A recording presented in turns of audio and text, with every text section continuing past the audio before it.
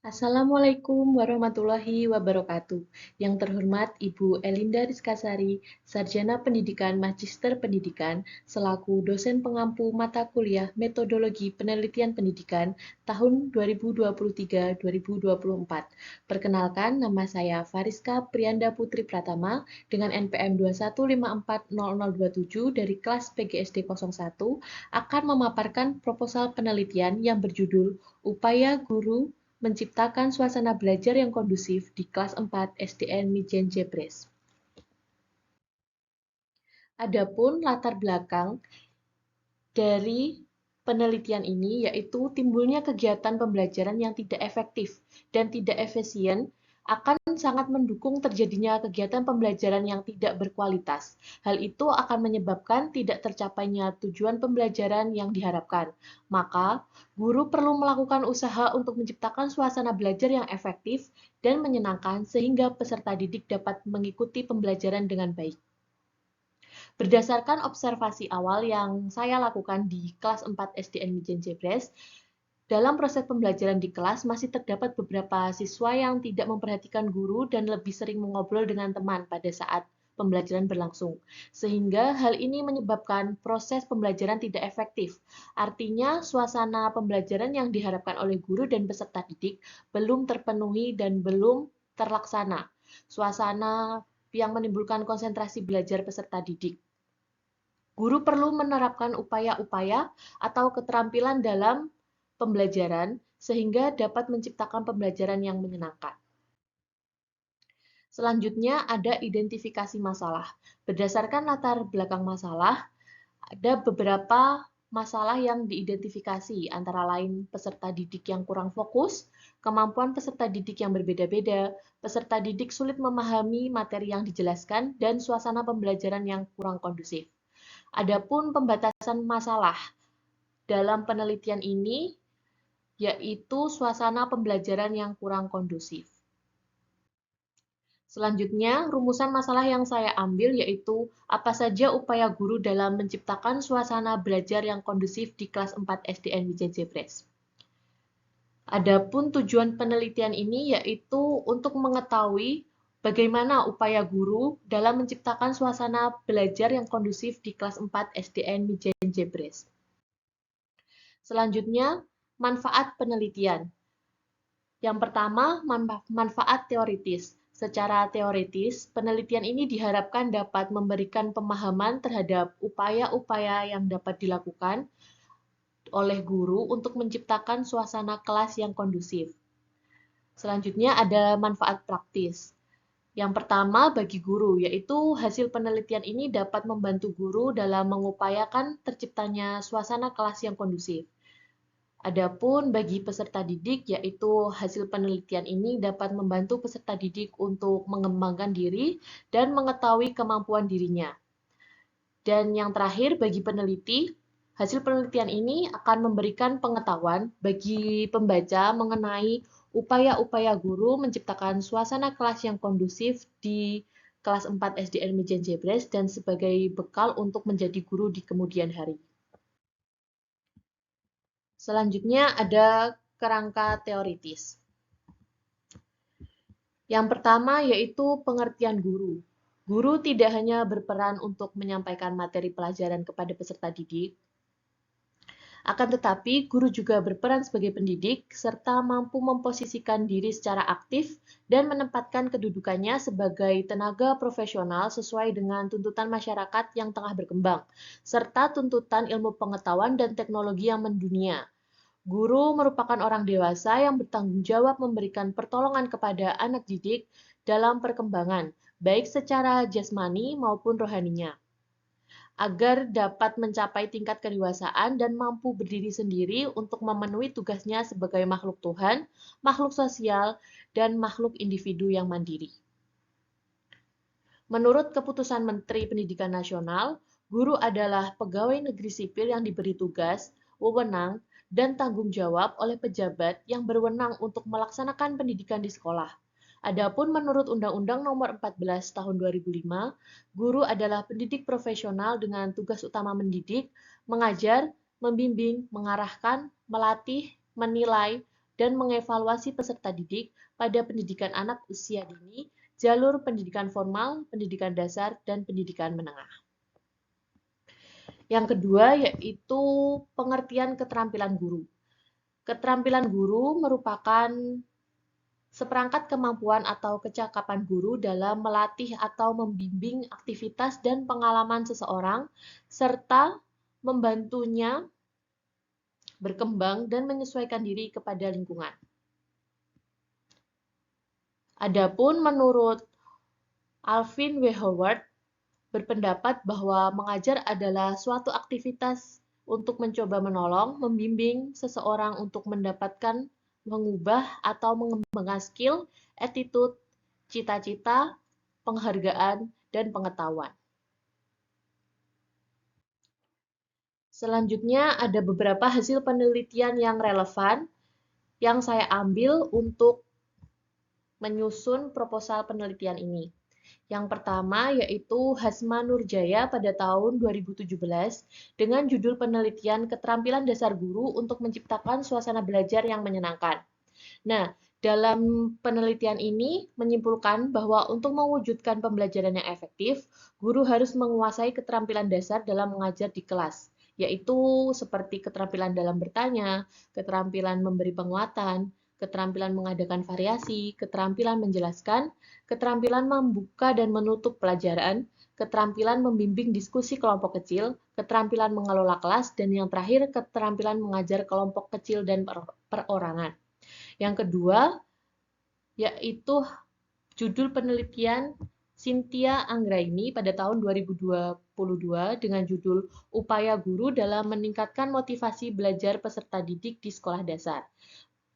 Penelitian ini menyimpulkan bahwa bentuk rendahnya motivasi belajar yaitu kurangnya keterlibatan peserta didik saat pembelajaran, seperti tidak mengumpulkan tugas tepat waktu, kurangnya keaktifan peserta didik seperti tidak adanya respon saat guru memberi pertanyaan, dan peserta didik yang tidak memperhatikan pelajaran.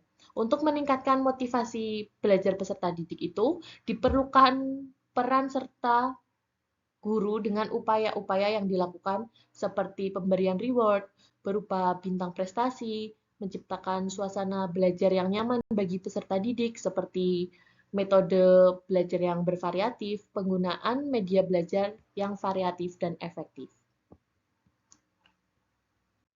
Selanjutnya, untuk kerangka berpikir. Yang pertama yaitu berdasarkan landasan teori yang telah dikemukakan, kerangka berpikir yang saya susun yaitu sebagai berikut. Keterampilan guru dalam melaksanakan pembelajaran mempengaruhi terciptanya suasana pembelajaran yang kondusif dan menyenangkan. Ada beberapa faktor yang mempengaruhi tidak terciptanya suasana pembelajaran yang kondusif. Salah satunya rendahnya motivasi belajar, yaitu peserta didik kurang terlibat saat pembelajaran berlangsung.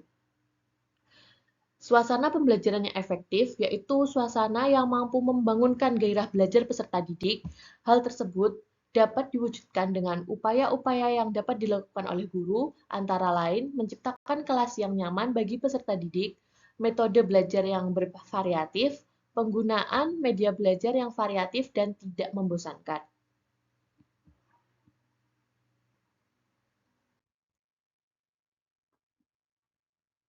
Bab 3 yaitu metode penelitian. Yang pertama, tempat penelitian. Penelitian ini dilaksanakan di SDN Mijen Jebres yang beralamatkan di Jalan Kalimadahan nomor 50, Jagalan, Kecamatan Jebres, Kota Surakarta. Adapun alasan dipilihnya tempat ini sebagai lokasi penelitian yaitu karena SDN Mijen Jebres merupakan tempat penerjunan PLP 1 dan SDN Mijen Jebres merupakan sekolah dasar negeri yang berada di tengah kota Surakarta.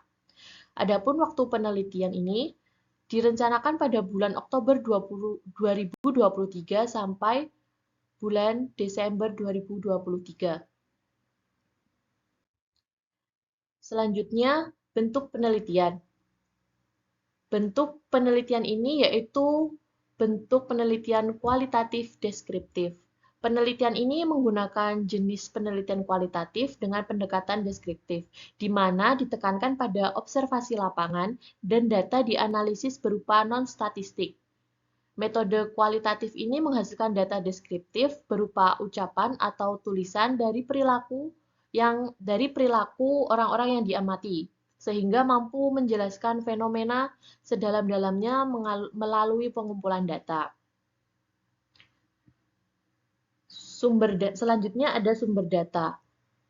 Sumber data yang digunakan dalam penelitian ini yaitu menggunakan teknik wawancara. Sehingga sumber data primer dalam penelitian diperoleh dari guru wali kelas 4 SDN Mijen Jebres. Sedangkan data sekunder diperoleh dari jurnal-jurnal yang memiliki relevansi dengan objek penelitian yang saya ambil. Selanjutnya ada subjek dan objek penelitian.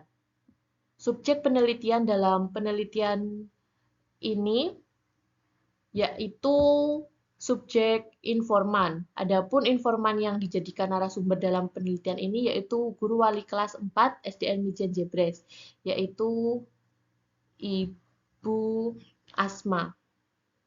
Selanjutnya untuk objek penelitian adalah suatu yang menjadi fokus dalam sebuah penelitian. Objek yang diambil dalam penelitian ini adalah suasana pembelajaran di kelas 4 SDN Mijen Jebres. Selanjutnya, teknik pengumpulan data.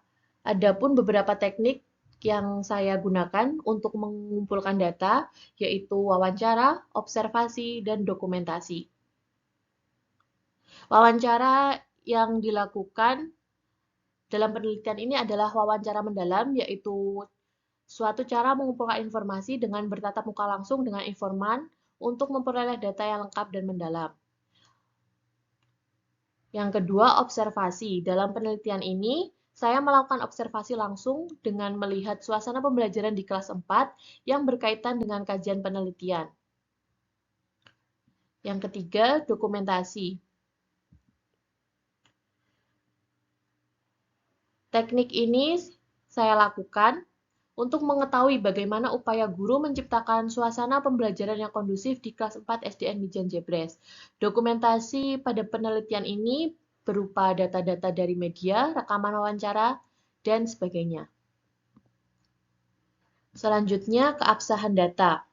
Keabsahan data dilakukan dengan uji triangulasi sumber. Jadi, keabsahan data pada penelitian ini membuktikan apakah penelitian yang dilakukan benar-benar merupakan penelitian ilmiah sekaligus untuk menguji data yang diperoleh. Data yang digunakan dalam triangulasi penelitian ini yaitu informasi yang didapat dari guru kelas 4 SDN Mijen Jebres. Selanjutnya ada teknik analisis data. Yang pertama yaitu pengumpulan data. Dalam pengumpulan data penelitian ini menggunakan pengumpulan data observasi, wawancara mendalam, dan dokumentasi. Yang kedua, reduksi data, yaitu data yang diperoleh dari lapangan. Kami reduksi berarti merangkum dan memilih hal-hal yang pokok dan memfokuskan pada hal-hal yang penting. Yang ketiga, penyajian data. Dalam penelitian ini, penyajian data dilakukan dalam bentuk uraian singkat, hubungan antar kategori, dan sejenisnya. Yang keempat, kesimpulan dan verifikasi data. Kesimpulan yang dikemukakan pada tahap awal harus didukung oleh bukti-bukti yang valid dan konsisten saat peneliti kembali ke lapangan untuk mengumpulkan data. Jadi, kesimpulan yang dikemukakan merupakan kesimpulan yang kredibel. Dengan demikian, kesimpulan dalam penelitian ini merupakan temuan baru yang belum pernah ada. Sekian pemaparan proposal penelitian dari saya. Terima kasih. Wassalamualaikum warahmatullahi wabarakatuh.